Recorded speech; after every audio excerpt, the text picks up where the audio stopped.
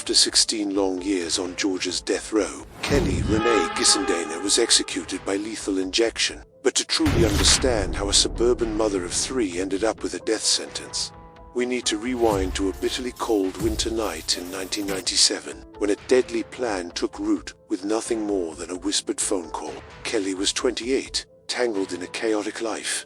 3 children by 3 different men, a turbulent marriage to Douglas Gissendaner that had been a revolving door of love, betrayal, and second chances. By February, it was clear their final reconciliation was unraveling. Kelly had fallen hard for another man, Gregory, and made no secret of it. While Douglas worked late, trying to save their crumbling marriage, Kelly confided in co-workers that she was done. She didn't want another divorce. She wanted freedom. And in her mind, freedom meant Douglas had to die. What began as a late-night confession to Greg quickly turned into a dangerous obsession. At first, he resisted, brushing off her dark fantasy. But Kelly was relentless. Divorce would mean losing everything: her home, her car, her stability. But if Douglas died, she stood to gain it all through life insurance. The logic was cold, ruthless, and Greg eventually gave in. In the days leading up to the murder, they were in constant contact.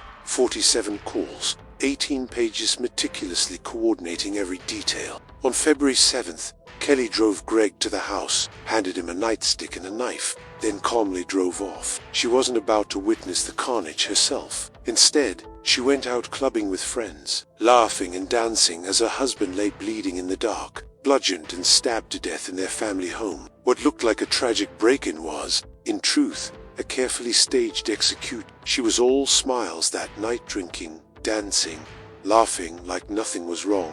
Every move was rehearsed, every smile calculated, ensuring her alibi was airtight.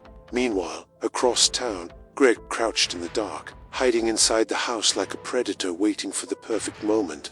Around 10 p.m., Douglas stepped through the front door, completely unaware he was walking into an ambush. He didn't even have time to speak before the door could close behind him. Greg emerged from the shadows, knife at his throat. No shouting, no questions, just one chilling command: get in the car and drive. The ride was silent, tense, just cold air and empty Georgia roads stretching into the dark. Greg eventually told him to pull over deep into the remote woods of Gwinnett County, far from any streetlights, far from help. He made Douglas get out, walk into the trees, and kneel. Then came the first blow. Greg smashed the nightstick against his skull, again and again, until Douglas collapsed into the dirt. But it didn't end there. Greg pulled out the knife and stabbed him repeatedly, in the back, in the neck, until Douglas stopped moving. When it was over, Greg bent down and stripped the watch and wedding ring from Douglas's lifeless body, just like Kelly told him to stage it like a robbery. While Douglas lay dying in the woods,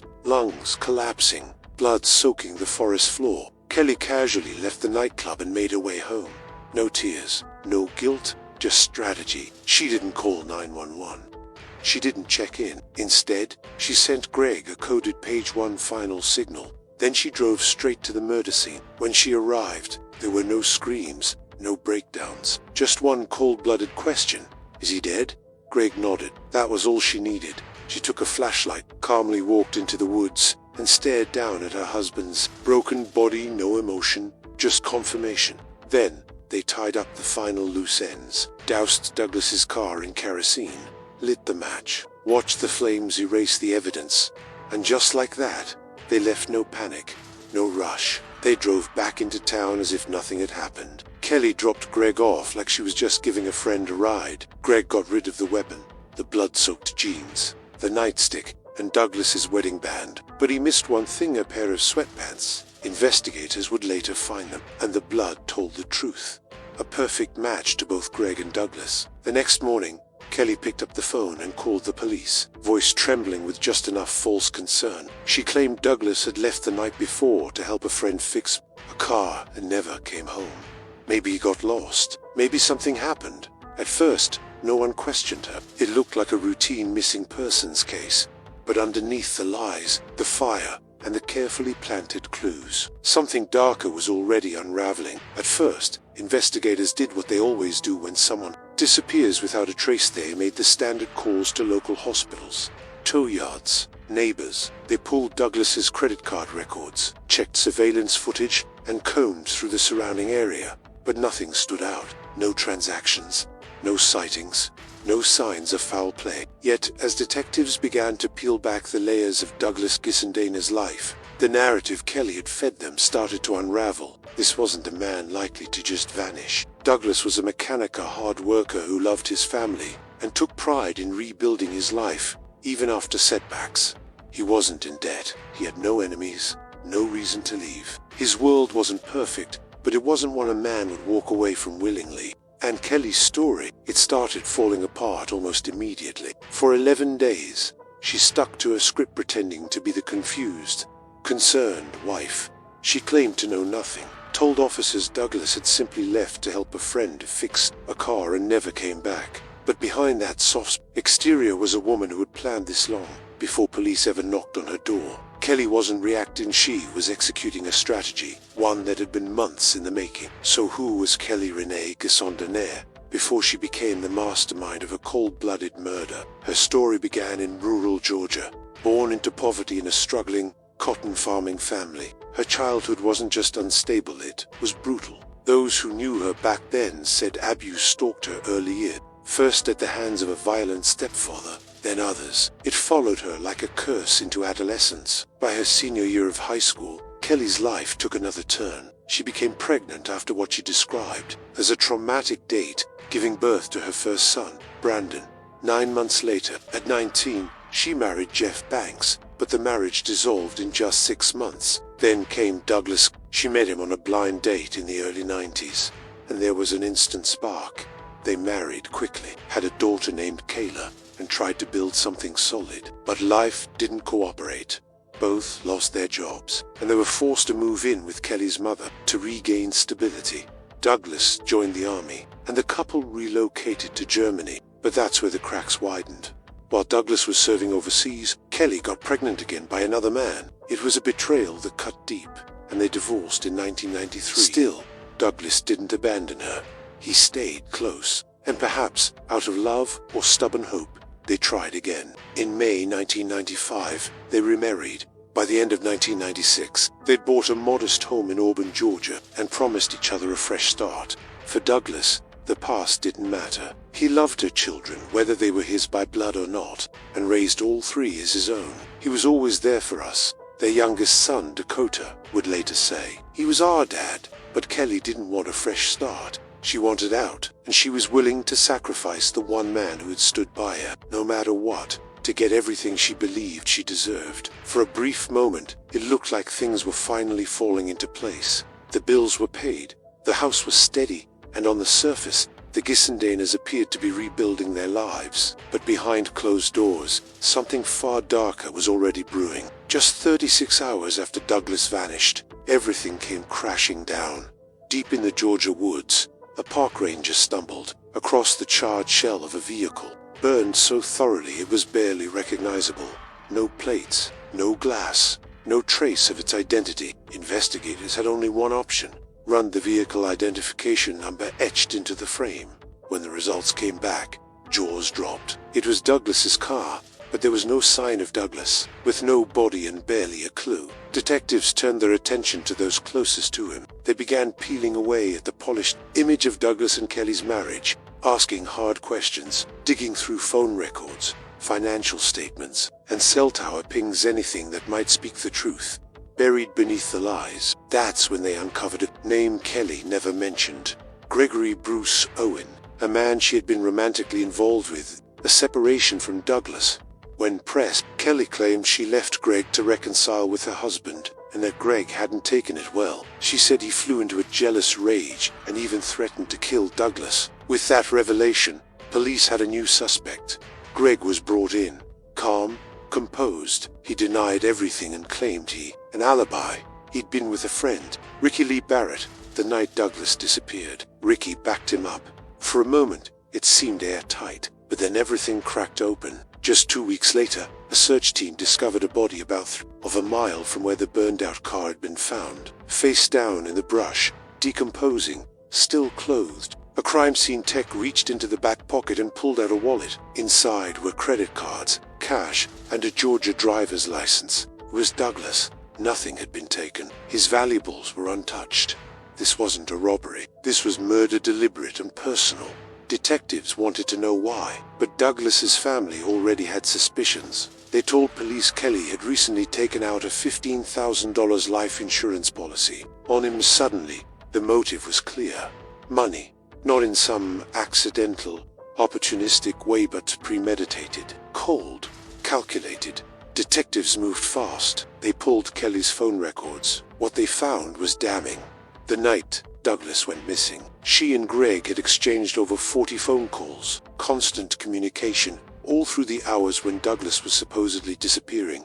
Greg's alibi was unraveling. When investigators re-interviewed Ricky Barrett, the truth finally surfaced. Ricky admitted Greg had left his house around 9 p.m. and didn't return until early the next morning, and worse, Greg had asked him to lie. That was the final break. Greg was brought back in. Detectives laid the phone records in front of him. Then Ricky's confession. There was nowhere left to run. Greg crumbled. He confessed to everything. The affair, the planning, the motive, and one key detail. This was never his idea. Kelly had orchestrated it all. She wanted Douglas dead, not because she hated him, but because she didn't want to split the house, the car, or the children in a divorce. With Douglas gone, she could collect the life insurance, keep everything, and move on clean. Kelly Gissendaner was arrested shortly after. Her first phone call from jail. It was to her best friend, and on that recorded line, Kelly made a chilling admission. She had helped plan the murder. She wanted Douglas dead, but just hours after her arrest, Kelly Gissendaner picked up the jail phone, again this time with a new story. Now, she claimed Greg had forced her into it, that she'd been coerced, manipulated, and never truly had a choice, but the damage was done. And instead of laying low, Kelly doubled down, behind bars, waiting for trial. She wrote a chilling letter, a letter in which she tried to orchestrate witness tampering. She offered to pay someone to lie under oath. She asked for key witnesses to be robbed and beaten, anything to keep them from reaching the stand, but the truth was already outpacing her lies. Before the trial could even begin, prosecutors offered both Kelly and Greg the same deal: life in prison with no chance of parole for 25 years, in exchange for their full cooperation and testimony. Greg took the deal. Kelly didn't. She rolled the dice, believing a jury might see her as a misguided woman in love, not a cold-blooded mastermind. But that gamble would cost her everything. On the stand, Greg told the jury everything: how Kelly had planned the murder for 3 full months, how she'd only reconciled with Douglas so she could secure the house and collect his life insurance. He said she had called killing Douglas the only way to truly be free.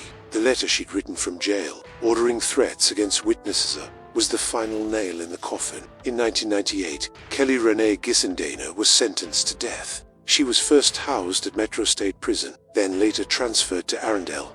And there, something shifted. Kelly turned inward toward faith. Through a theology program affiliated with Emory University, she began reading works by Christian theologians, like Dietrich Bonhoeffer, and eventually started corresponding with theologian Jürgen Mohr. Their letters continued for years. Inmates around her began to notice the change. They said she was different, calmer, compassionate. Some even credited her with saving their lives. A group of them called themselves the Struggle Sisters, and they said Kelly gave them a reason to keep going.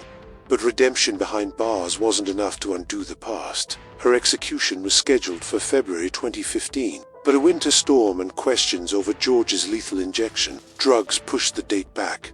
As the clock ticked down, support for Kelly swelled. Her children, religious leaders, former judges, even the Vatican pleaded for mercy. They argued that her sentence was unjust. After all, Greg, the man who had actually murdered Douglas, was serving life. But Kelly, who never wielded the knife, was going to die. Georgia law, however, allows a death sentence, even for those who only planned a murder. And on September 30th, 2015, Kelly's fate was sealed. Just after midnight, she was led into the death chamber at the Georgia Diagnostic and Classification Prison. Her last meal was a feast: 2 Whoppers, 2 large orders of fries, lemonade, cherry vanilla, ice cream, popcorn, cornbread, and a salad loaded with eggs, tomatoes, bell peppers, carrots, cheese, and buttermilk dressing. But when they strapped her to the gurney, the emotion finally broke through. Kelly wept. She sobbed uncontrollably. Then, through the tears, she began singing Amazing Grace. When she wasn't singing, she prayed,